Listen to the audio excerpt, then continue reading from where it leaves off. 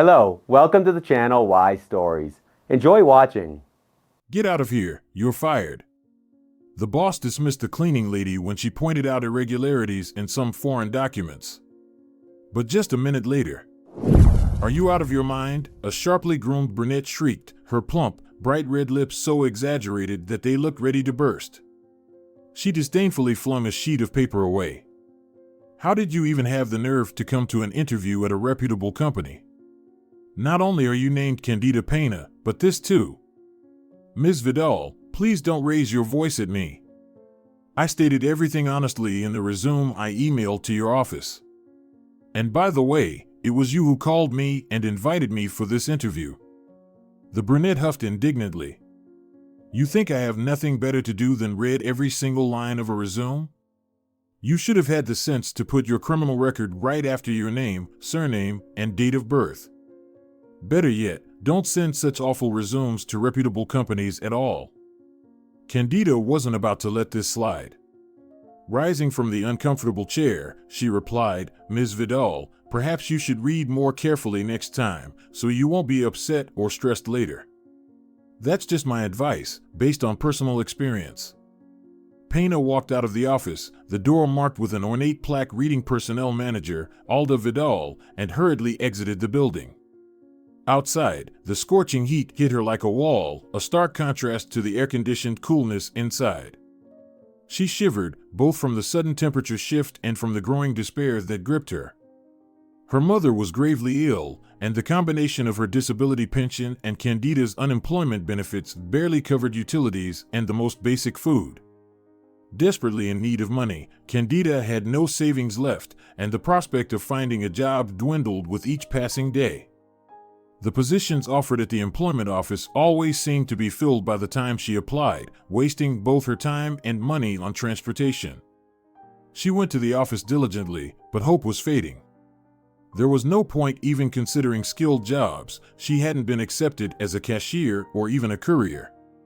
The mention of her criminal record and time in a minimum security prison for fraud instantly disqualified her from employment. That black mark on her record cut off any chance of financial stability. Some employers coldly dismissed her with a curt, "You're not suitable," while others politely but firmly ended the conversation with, "Thank you, we'll call you if anything comes up."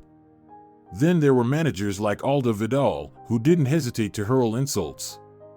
The only job offer Candida had received, though unofficial, was unacceptable to her. Wandering from office to office or door to door trying to sell cheap trinkets at outrageously inflated prices brought her no joy. Candida stopped in the shade of a tree, took out her wallet, and counted the money, though she already knew it contained only her last few coins until her mother's pension arrived. Her thoughts turned grim. "If only it were winter or spring, I could have improved our finances a bit by walking the neighbor's dog from the 5th floor." But she and her pet left for the dacha back in May. Mathematically, she could stretch the money to last about a week and a half, but how to spend it most rationally? She longed to savor the almost forgotten taste of beef, or better yet, to place a slice of lightly salted salmon and fresh cucumber on a crispy toast, then leisurely enjoy this simple but unattainable sandwich. Washing it down with strong coffee would be sheer bliss. Swallowing at the thought, she snapped out of her culinary daydreams and back to her harsh reality. She'd have to settle for the cheapest chicken, or maybe even a bony soup set. At least that would provide both broth and a second dish.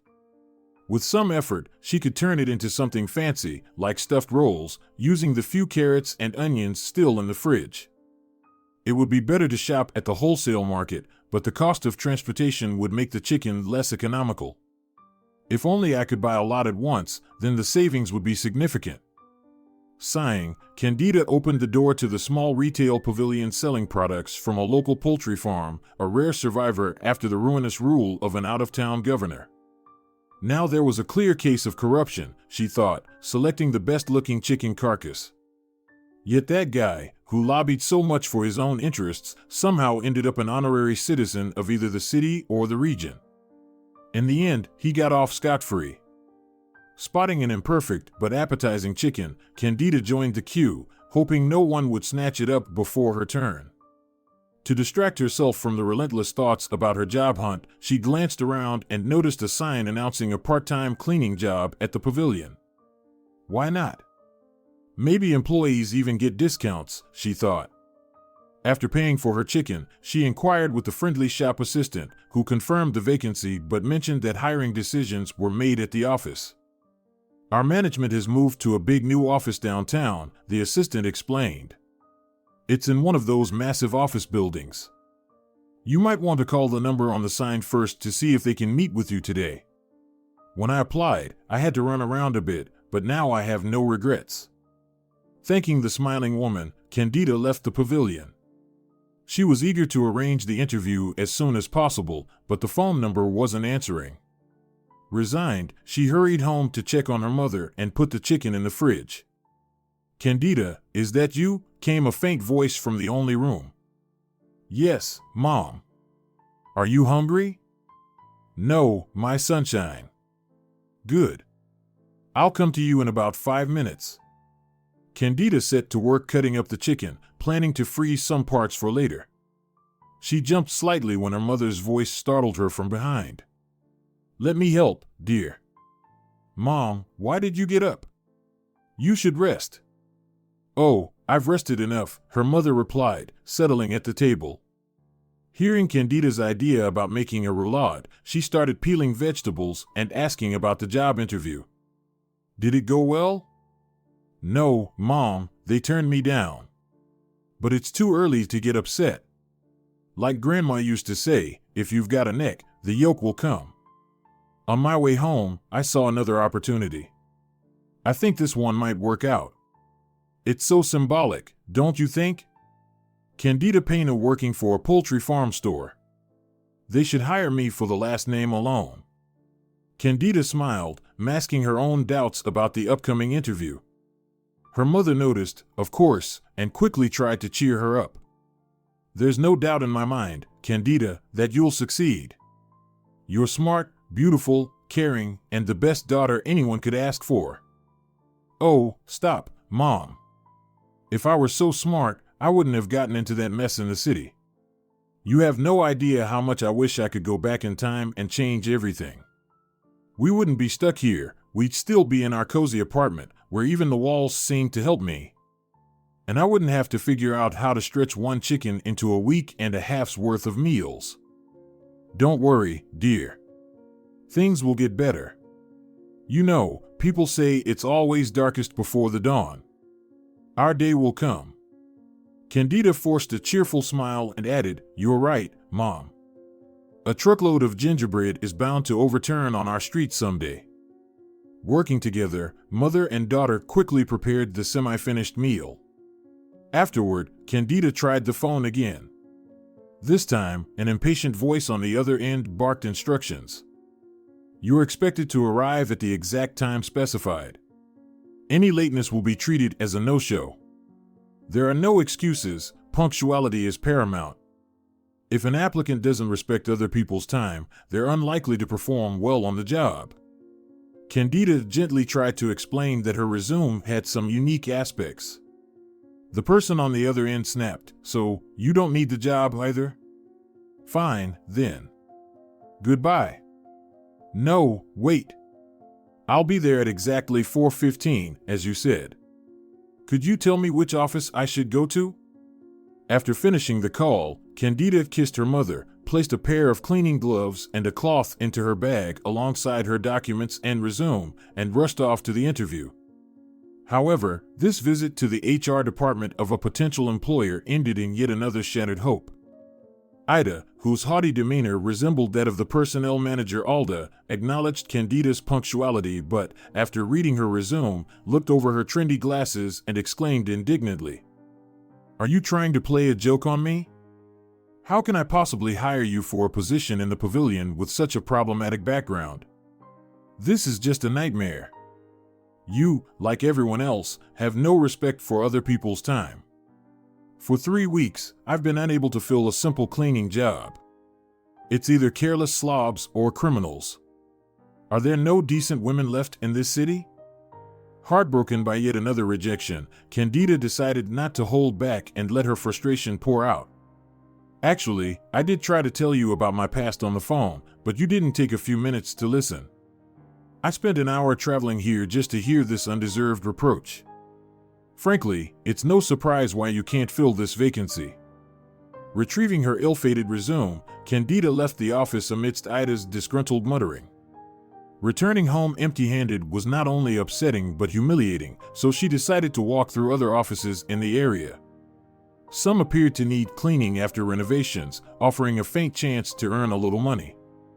It wasn't a reliable plan, but it turned out to be fruitful. After several predictable rejections, Candida unexpectedly got lucky. In a not yet settled office, a man introduced himself as Alvaro, a security employee for a company called Advantage. After hearing her out, reviewing her resume and documents, and skipping the formalities, he abruptly switched to a casual tone. This office is supposed to open as a branch. The renovation's done, but the cleanup was done terribly. Staff will arrive in 2 days. I was going to call a cleaning service, but you've got me feeling sorry for you. Here's the deal, if you're confident you can clean the place properly, you can start right now. I'll pay you in cash. Deal? Candida struggled to contain her urge to throw her arms around him and nodded eagerly. Of course. Thank you. I can start right away. I promise you won't regret it. We'll see, the man replied with a thin-lipped smile. His eyes, however, remained cold. Maybe I won't. I'll give you some money now. Run down to the supermarket on the ground floor and buy whatever cleaning supplies you need, bucket, detergents, the works. Candida beamed.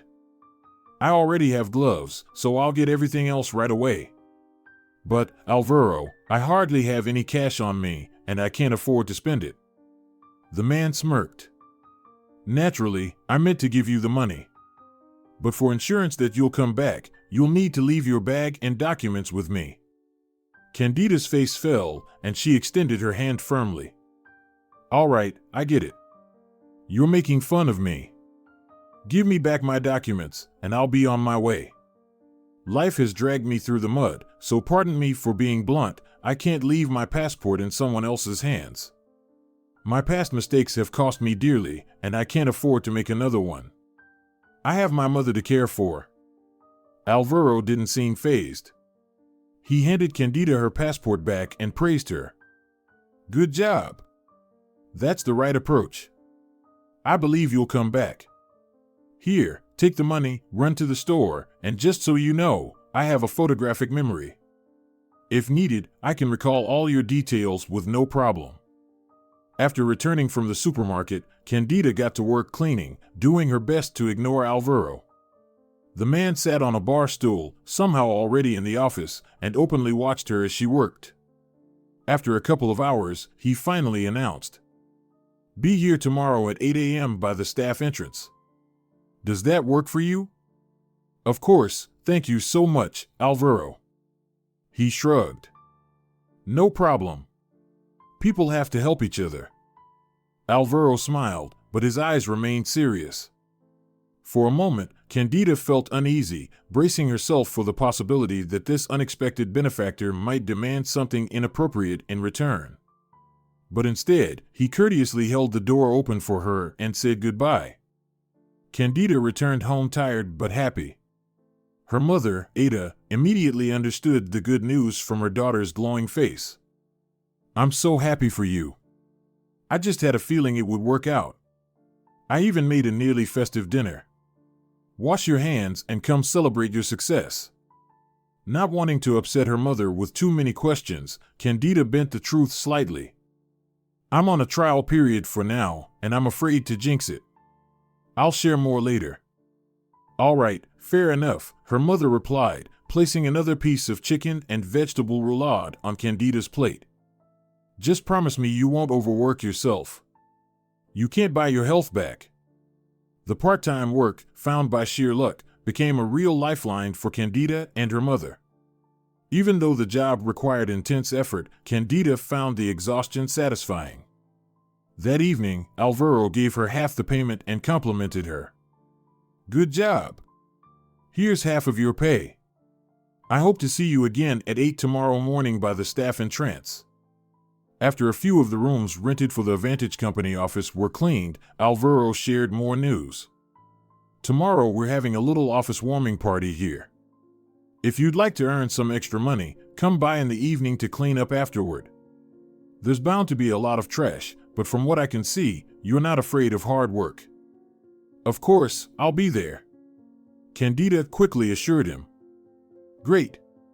Plus, if you're interested, I can put in a word to get you hired as a cleaner.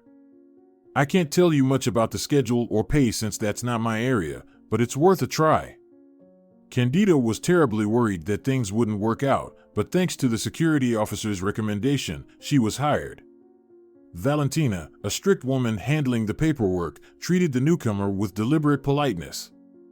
She even offered, "There's no need to be here all the time. You could come in to clean either in the mornings or evenings, whichever suits you better. Evenings would probably be best. That way, there's no chance the floors won't dry before the staff arrives," Candida suggested. Perfect. Just keep in mind, there may be times you'll need to come in during the day if there's an emergency. Will that work? Of course, Candida assured her, adding, "This job is a real lifesaver for me." After discussing all the details, Candida said goodbye to Valentina. On her way out, she bumped into Alvaro in the hallway and eagerly shared her good news, thanking him for his help. "Don't mention it. Head home now. See you around." Alvaro watched her leave, then stepped into Valentina's office, where she managed both hiring and some accounting functions for the branch. Settling into a visitor's chair, he asked, "So, what do you think of this Candida? How does she seem to you?" Valentina smiled. "To be honest, Alvaro, if she'd just walked in off the street, I would have turned her away. She didn't get her sentence for some minor offense, if there even is such a thing, but for fraud. I would have refused her politely, of course. And I made it clear to her that one single incident involving her, and she'll be out the door immediately. And overall, what's your impression?" "Oh." Valentina squinted mischievously. "Alvaro, I've known you for nearly 2 decades, and I must say, I'm shocked right now. Have you, as my son says, fallen for her? She's nearly 12 years younger than you. Valentina, why do you always bring romance into everything? I'm just curious about your take on her. Honestly, do you think she's still a fraudster or not?" Valentina paused, pondering for a few moments, before replying philosophically. "Who can say? The human soul is a mystery. The only thing I can tell you for sure is that her name is incredibly unusual. I've never met a Candida younger than 60 before." Alvaro pressed further. "Still, what's your first impression, aside from her name? How did she strike you? She seems serious and smart. And her education is impressive, too." "Actually, that's what's unsettling," Valentina said, her playful tone disappearing. She leaned forward slightly and asked, "What if she tries to pull some sort of scheme here, too? As a security officer, have you considered how to protect against that? Or will someone need to monitor her while she's cleaning?" "Don't worry, no one will need to stay late. The office is equipped with cameras, so everything is under control. Plus, the boss was already planning to station a security guard at the entrance. After cleaning, Candida won't even need to set the alarm for the premises. And if anything about her behavior seems suspicious, we'll simply let her go and find someone else." "Fair enough, Alvaro. As they say, time will tell. If she puts in the effort and works honestly, everything will be fine. If not, we'll quickly let her go." Candida, of course, had no idea about the conversation between Alvaro and Valentina, but she was determined to do her best to secure her position. The very next evening, she started her duties. She arrived just as the office workers were leaving but only began cleaning after the rooms were empty, ensuring she didn't inconvenience anyone. After some time, noticing the cleaner waiting in the hallway, Valentina started inviting her into her office. "Come on in and start tidying up. You won't bother me, and you'll finish earlier. Candida didn't refuse, and Valentina subtly observed how efficiently the young woman dealt with dust and dirt. Her movements were neither rushed nor sluggish, and she answered any questions briefly and to the point. One day, Alvaro stopped by Valentina's office and asked, "What do you think about Candida's work?" "It's fine," Valentina replied. "You can tell she puts in the effort, and, what's important, her diligence hasn't waned over time. You know how it usually goes, everything is great at first, but then they start slacking off." "That's great to hear. I'll be heading to another city soon, where the boss is opening a new branch. I don't want to leave any loose ends here." "Go without worry, Alvaro. For some reason, I'm almost certain now that Candida won't cause any problems for the company." Several months later, Valentina learned that Advantage was Candida's only job and was surprised.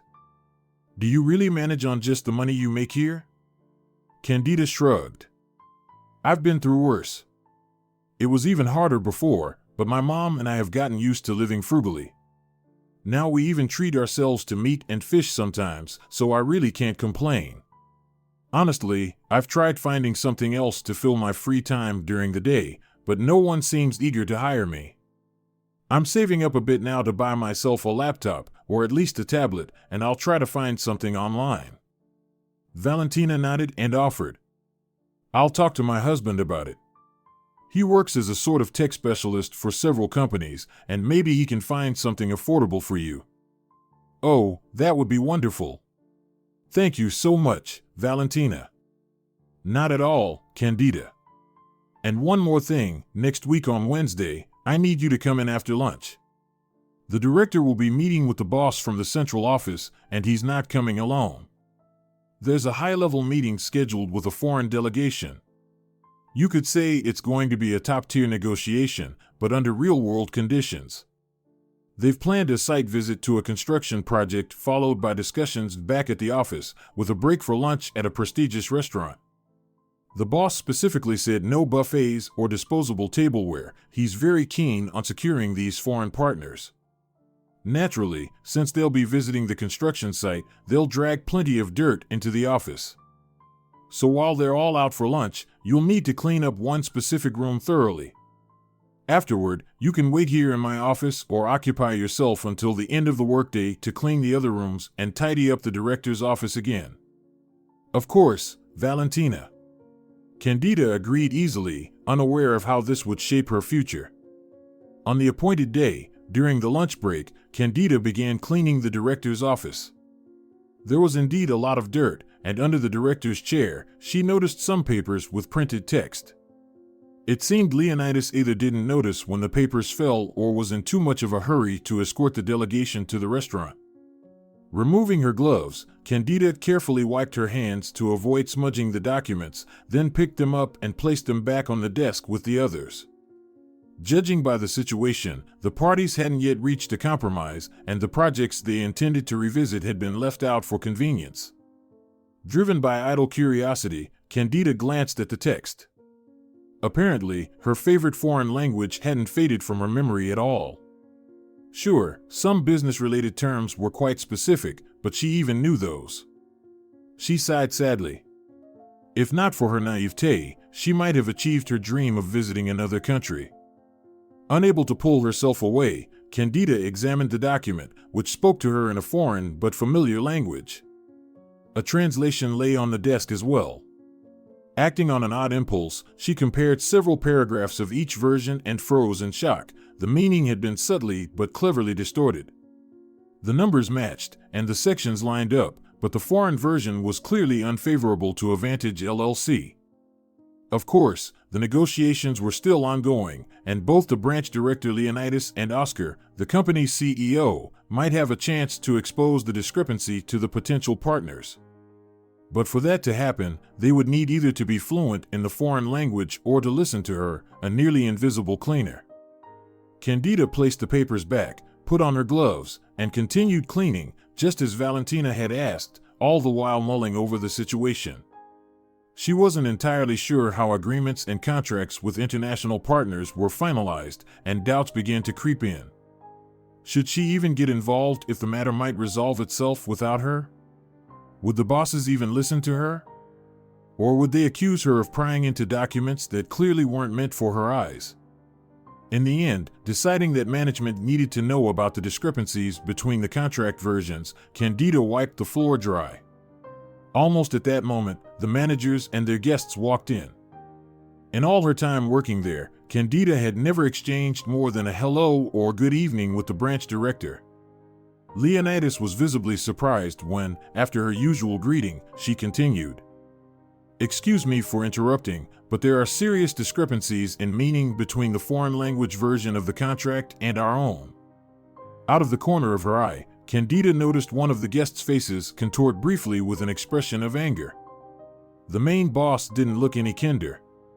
He shot a sharp glance at the branch director and, keeping his voice measured, asked, "Leonidas, what kind of mess is this? How did important documents end up in the hands of a cleaner?" The branch director quietly began to defend himself. "Oscar, I'm sorry. I didn't think she'd start poking through the documents on my desk.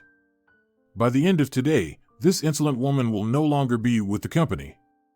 Realizing she was about to lose her only job, Candida started speaking in the foreign language directly to the delegation. They smiled, responded, and one of them grew increasingly grim. The management stood in confusion. After a brief exchange, the cleaner dared to deliver her verdict. "Excuse me, Leonidas and Oscar, but these people only have a beginner-level command of the foreign language. During our conversation, they made numerous mistakes, and most of their phrases were little more than stylized gibberish. If they claim to be native speakers, then I must be a ballerina. These people cannot be native speakers of this language." The company's lawyer, who had been invited to the negotiations, exchanged uncertain glances with the management, unsure of what to do. The grimmest member of the delegation stepped forward and, speaking with a slight accent, addressed the main boss. "Oscar, what do you call her, cleaner, yes. She oversteps her bounds. This is an insult. We will not tolerate this and will leave immediately." Oscar clutched his hand to his heart and began to plead. "Please accept my apologies. This is just a misunderstanding. Let's return to the negotiation table, and Leonidas will deal with this impudent woman and rejoin us shortly." The grim man nodded and gestured for the others to follow him. The branch director opened the door, grabbed the cleaner by the elbow, and practically dragged her out of the office, hissing angrily as they went. "Get out of here and don't let me see you again today, or I won't be responsible for what happens. We're on the verge of signing a contract worth an astronomical sum, and you've put it all at risk. Leonidas, please believe me. I don't know who these people are pretending to be foreigners, but it's absolutely clear that the foreign language is not their native tongue." The man remained adamant. "I've said all I need to say. Leave. You can collect your pay from Valentina tomorrow, but I don't want to see or hear from you in this office today." Candida yanked her elbow free from his grip, stood directly in front of him, and looked him in the eye. She stubbornly repeated, "Believe me, I'm not wrong. Compare the contract copies yourself. Even if you run the foreign version through a basic translator, it'll be obvious that this is a scam against the company. With partners like these, you won't just fail to profit, you'll suffer losses. Enough. I'm done with you." Leonidas snapped. "I'll call security right now to escort you out and make sure you're never allowed back in. You'll get whatever you're owed outside this office." An unintentional witness to the unpleasant scene in the hallway, Valentina was on her way back to her office when Leonidas noticed her and barked. "Immediately process this arrogant troublemaker's dismissal and inform security that she's no longer allowed in the building." "Understood, Leonidas, I'll take care of it." "Don't worry," Valentina replied, then turned to Candida. "Come with me to my office." Candida tried to repeat her warning to the manager, urging caution during the negotiations, but Leonidas sternly interrupted her. "Enough. I'm done with you." Seeing how furious the director was, Valentina gently took Candida's hand and led her away. Once in her office, Valentina asked, Candida, what could you have possibly done to cause this? Candida nervously and somewhat disjointedly explained what had happened, sharing her suspicions about the honesty of the company's potential partners. Valentina listened without interrupting, then asked, "So, you're so confident in your knowledge of the foreign language that you can unequivocally claim these so-called foreigners are deceitful?" Candida nodded firmly and repeated, "They're not foreigners. Even if the oddities in their accent could be explained by a dialect I don't know, the discrepancies in the contract text are a clear sign of foul play. But I have no idea how to make Leonidas understand that." Valentina spread her hands. "Well, I don't have any influence over him either. The best I can do right now is delay processing your dismissal. As my military father used to say, don't rush to follow an order, it might get rescinded. For now, go home and avoid angering the director further. I'll call my son, and we'll handle the cleaning this one time. Wait for my call tomorrow before coming back. Got it?" "Yes, thank you, Valentina. Don't mention it. Honestly, this situation is strange, and we need to get to the bottom of it." As soon as Candida left, Valentina began typing a message. A few minutes later, after receiving a reply, she threw on her coat, changed her shoes, and hurried outside. Stationing herself near a building, she called someone on her smartphone and said, "Alvaro, we need to check who these people are that our management is meeting with. It's a long story, but your protege is convinced they're not foreigners at all." Oscar was furious and ordered Candida's dismissal for interfering in things that weren't her business. But her certainty got to me. "It's a shame you're not in town to verify this personally." After listening to Alvaro's hastily suggested ideas, Valentina smiled. "All right, I can handle that. But don't delay, please." "All right, Alvaro, I'm heading back to work now." Meanwhile, a cold rain poured from leaden gray clouds, mirroring Candida's mood. The incident in the director's office weighed heavily on her as she made her way home. She had already regretted 100 times that she had read the documents unrelated to her duties and tried to share her conclusions with management. Surely, the bosses would have figured it all out without her. Who did I help with my so-called truth? Now I'm unemployed again, such a fool, she scolded herself, wondering where else she could try to find work. And now I definitely can't count on that equipment from Valentina's husband. To avoid alarming her mother with her distress, Candida claimed she felt slightly under the weather. She quickly ate the chicken soup her mom had made and lay down on her bed, turning to face the wall. Thankfully, her mother was used to her daughter leaving for work in the evening and didn't ask any probing questions. So all Candida could do was wait and try not to let her nerves show. Valentina's name finally appeared on her phone screen around lunchtime, just as Candida was beginning to lose hope. The woman's voice was upbeat, even carrying notes of excitement she wasn't trying to hide. "I won't keep you in suspense, Candida. Everything's fine, you're not being fired. In fact, quite the opposite. I've been authorized to invite you to the office at 4 p.m. to hear a proposal for a new position. Can you make it?" "Of course."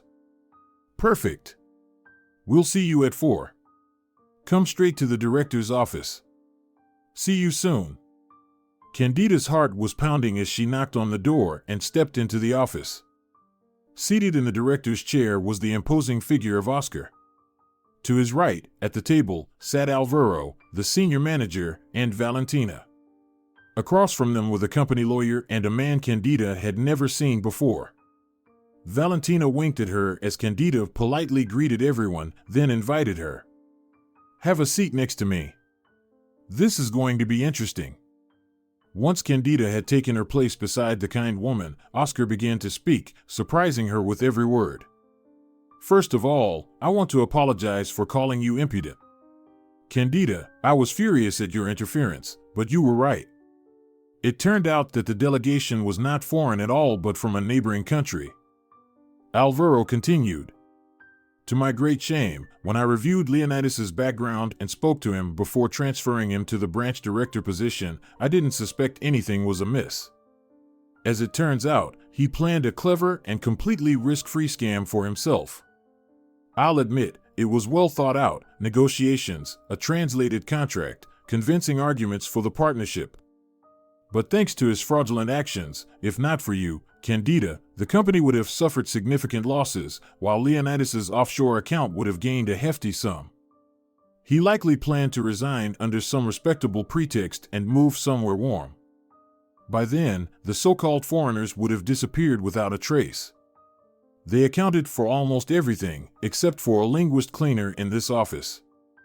The unfamiliar man, his hands resting on a document folder, began pulling out photographs. They showed the people who had recently posed as foreigners. He explained to the stunned Candida. In all the chaos, it seems I wasn't introduced, understandable, of course. Let me do it myself. My name is Ray Ion, and I'm a private investigator. When Alvaro called me yesterday and asked me to check who had been in the office, he sent me the security camera footage. I quickly determined that these were imposters. Using the name of a legitimate company, they forged documents, sloppily, I might add, just as poorly as they memorized a few phrases in the foreign language. The man who played the role of the translator, Ion pointed to one of the photos, turned out to be a notorious repeat offender. It's likely he was the one who pitched this scam idea to Leonidas. Fortunately, Alvaro took precautions and asked me to investigate the situation you found yourself in yesterday. Candida sat in silence, her cheeks burning. So far, all she had heard were kind words directed at her, but she was tormented by the thought that she had no moral right to read the documents on the director's desk. As if reading her emotions like an open book, Oscar said. Sometimes curiosity isn't a vice but a path to saving significant losses. So, I won't beat around the bush. I'd like to offer you a transfer from the cleaner position to the soon-to-be vacant manager role. Andreas will take over as branch director. Do you accept? Candida was taken aback. Though she had been confident in her actions, she hadn't anticipated such an offer. Valentina spoke up on her behalf. Oscar, of course, Candida will accept once she recovers from all these twists and turns. Right, Candida? You'll accept? The woman gently touched Candida's hand, and it seemed to snap her out of her daze. Yes, I'm ready to learn the specifics of your company's work. I promise to do my best to ensure you're satisfied with me. Excellent. Welcome to the team. I believe Valentina can start processing the necessary paperwork right away. Valentina stood up, ready to get started, and added, Candida, once the meeting is over and my presence is no longer needed, stop by my office. I'll need a few signatures from you. The private investigator also stood. Looks like my job here is done too. Alvaro, I'll wait for you at the cafe on the corner so we can discuss some details. Valentina chimed in. Oh, if you don't mind a bit of simplicity, I can offer you coffee right here. I even have some homemade cookies. Come on, Ion, don't be shy. I feel like I owe you for helping save the company. Alvaro smiled at his old friend and colleague. I wouldn't recommend saying no. Valentina's baking could put any restaurant to shame. Ion responded with a grin. I wasn't planning to refuse, especially since I have a few more questions to clarify. Once in Valentina's office, Ion got straight to the point. You strike me as a rational and perceptive person. Do you think it's possible that Candida might have been in cahoots with Leonidas? Like, she accidentally finds the documents left out in the open, exposes the scam, and gains the full trust of the leadership? Valentina froze by the coffee machine, stunned by the suggestion. Slowly, she shook her head. No. I understand why that thought crossed your mind. It's because of Candida's criminal record. But I don't believe she was involved in fraud, not then and certainly not now. Of course, this is just intuition, a hunch, but I can't picture her as a criminal. No, Ion, if you want my opinion, Candida had nothing to do with what Leonidas planned and tried to pull off. Valentina handed Ion a cup of coffee, then retrieved a plate of cookies from the refrigerator and placed it on the table in front of him. Help yourself, and put any suspicions about Candida out of your mind. Although, you know, It would be even better if you helped her prove that she was wrongfully convicted. I imagine your services aren't cheap, but I think we could arrange something like a payment plan." Ion, enjoying the cookies with great appetite, smiled. "Alvaro warned me that you're a woman with a strong character and your own opinion on everything. I'm glad we see eye to eye about Candida. By the way, he also asked me to look into the circumstances of her case. That's one of the things I wanted to discuss with him. So, dear Valentina, I'll gladly take on the investigation to uncover the truth about what led to her conviction." "That's wonderful. Thank you, Ion. Don't hold back, eat as much as you like. Let me pour you another cup of coffee." Ray agreed, and by the time Candida entered the office, he had finished his snack and was chatting pleasantly with a satisfied Valentina about the weather and nature. Meanwhile, Valentina had discreetly prepared the necessary documents and, after explaining where Candida needed to sign, announced, "Perfect. I'll take these to get signed while Oscar is still here. Wait for me here." With a quick stride, she left the office.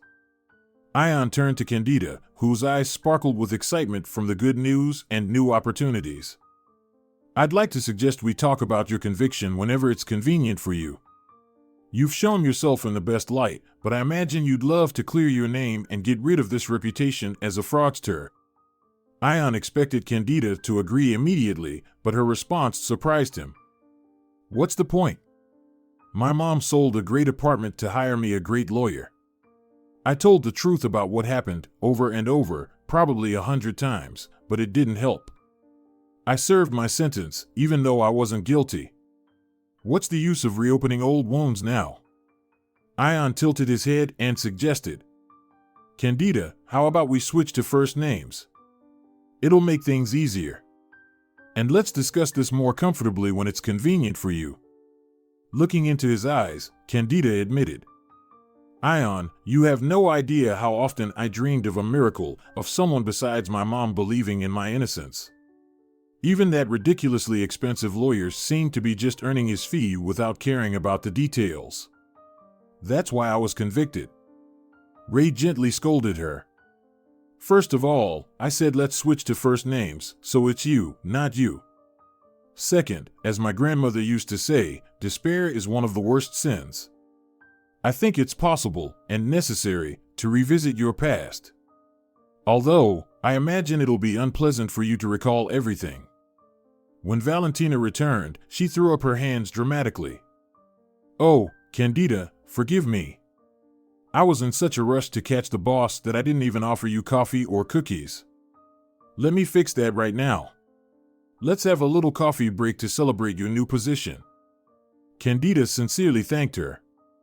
"Please, Valentina, I should be the one hosting something to express my enormous gratitude. If it weren't for your intervention, I wouldn't just have missed out on the new position, I would have lost the old one. From what I understand, you're the one who called Alvaro, and he brought Ion into the picture." "Oh, it's nothing.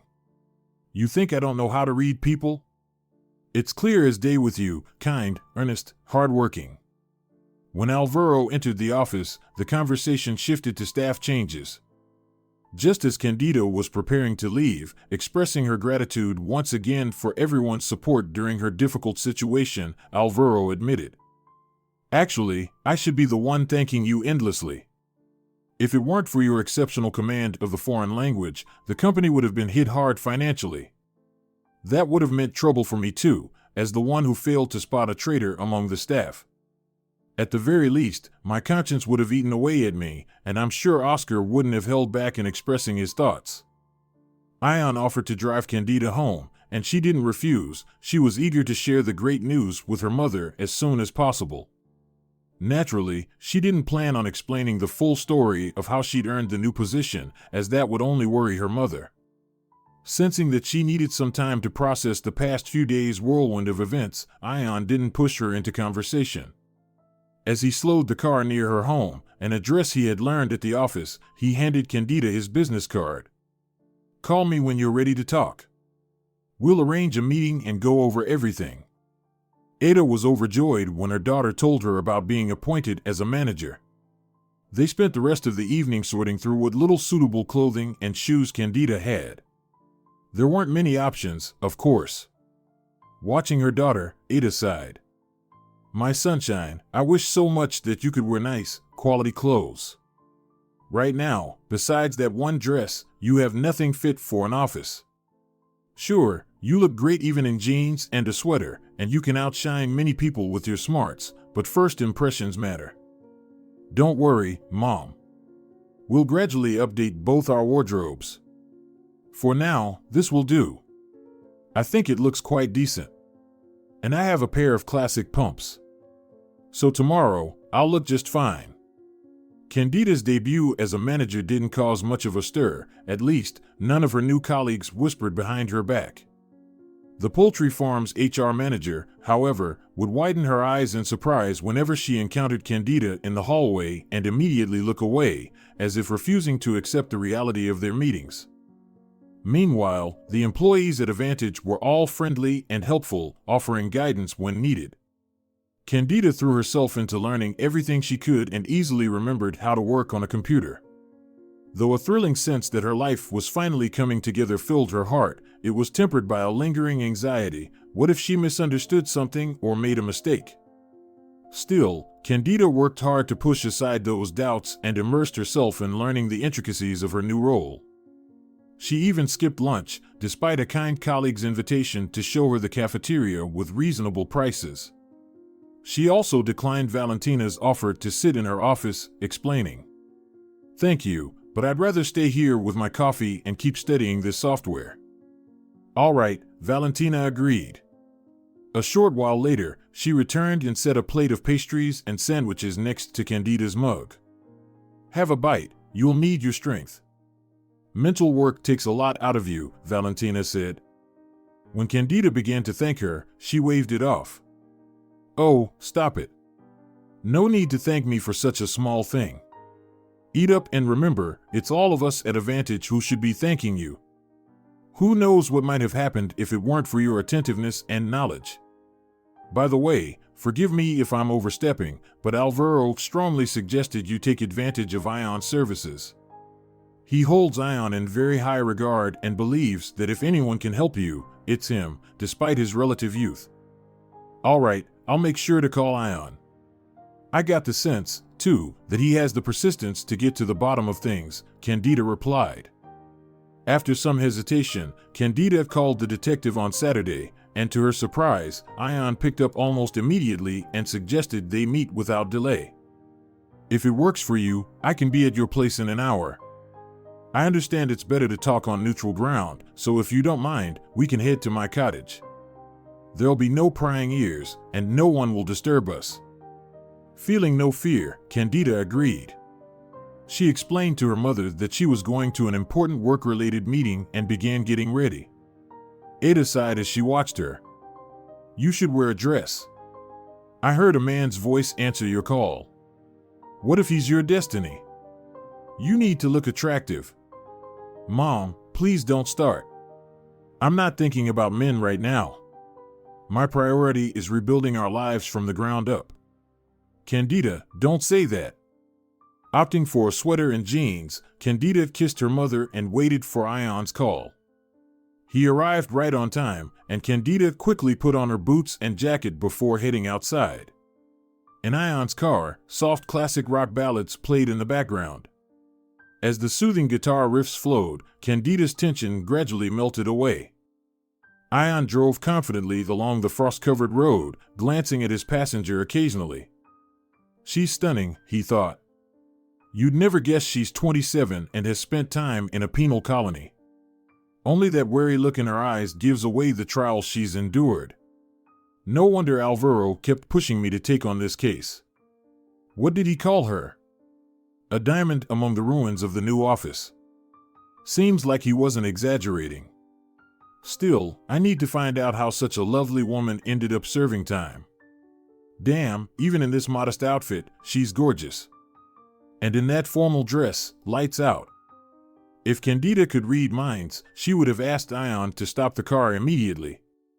Oblivious to his thoughts, she focused on the lyrics of the songs. Her language skills and John Bon Jovi's clear enunciation made it easy for her to understand. One particular line moved her deeply. If you were born again tomorrow, would you live like yesterday? Tears welled up in her eyes as if the musician was asking her personally. After regaining her composure, Candida stopped paying attention to the lyrics. By then, Ion had entered the quiet cottage area. Only a distant wisp of smoke suggested someone was either burning leaves and trash or warming their home, a task Ion himself took on shortly after their arrival. "Don't rush to take off your jacket," he said. "It's not exactly May, and I can't risk the health of one of Avantage's most valuable employees.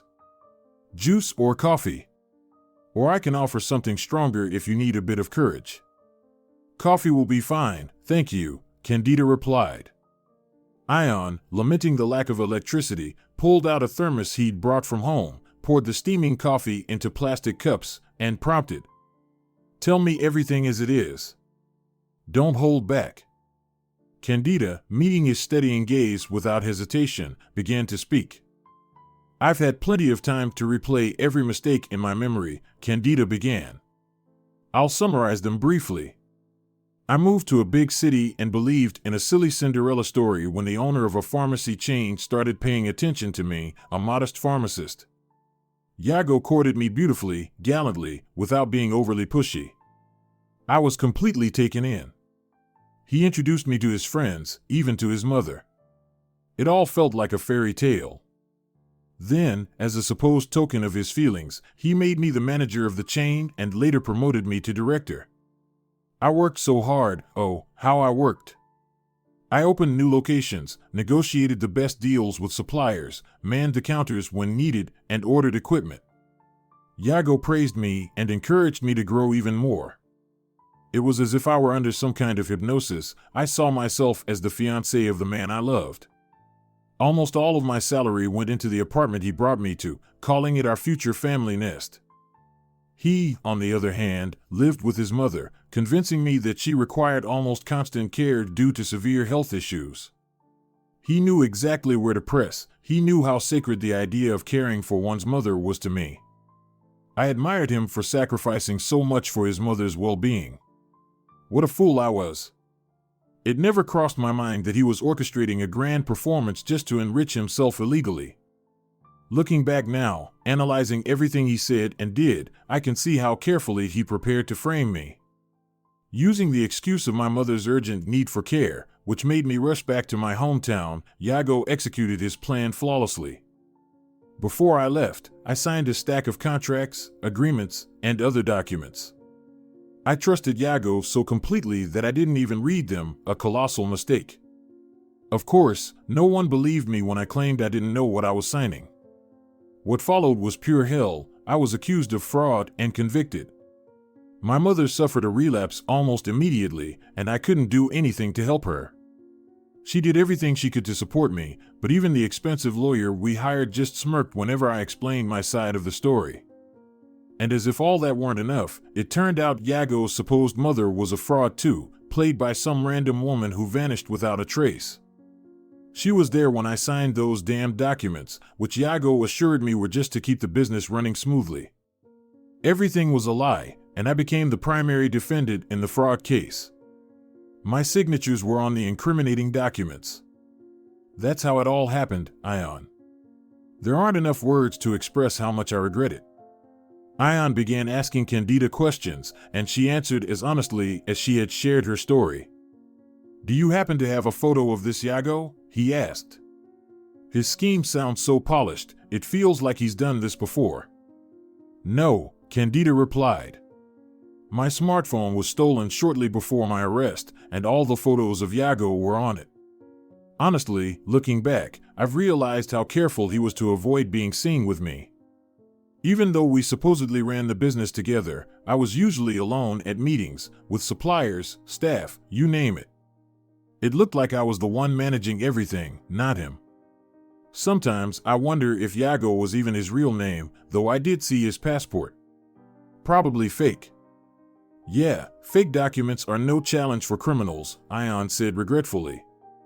He suggested creating a sketch on a tablet he had in his car.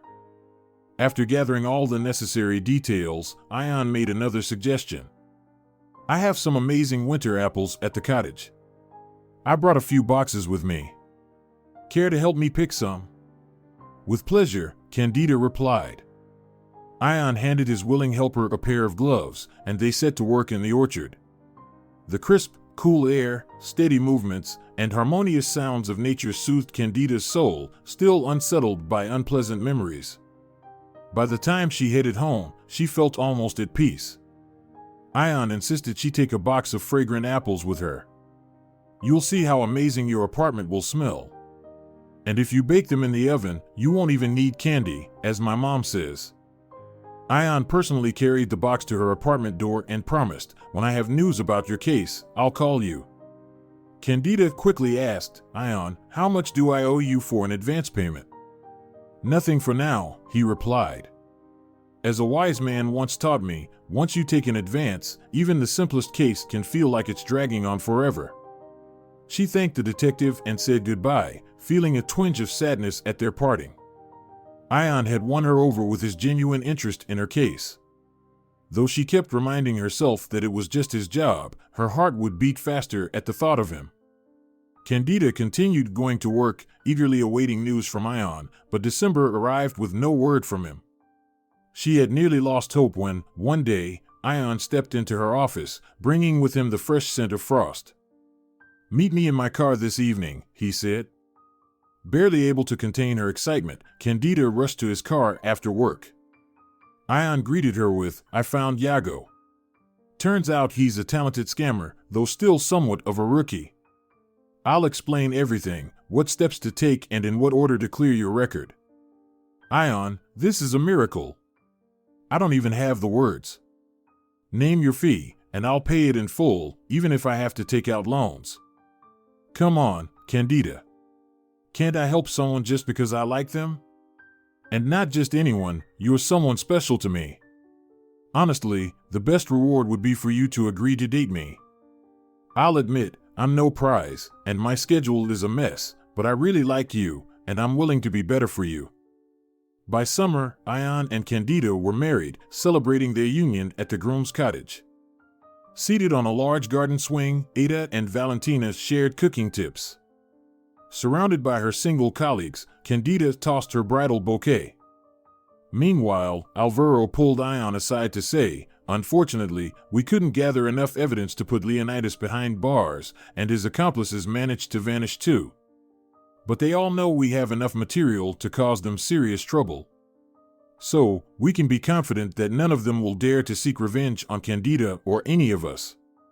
Now go to your wonderful new wife. The perfect song for a slow dance just started playing. In her husband's arms, Candida felt like she was in paradise, gracefully swaying to the rhythm. She was grateful for the bold step she had once taken, the one that had set her on the path to happiness. If you're enjoying it as well, leave a like and subscribe to the channel.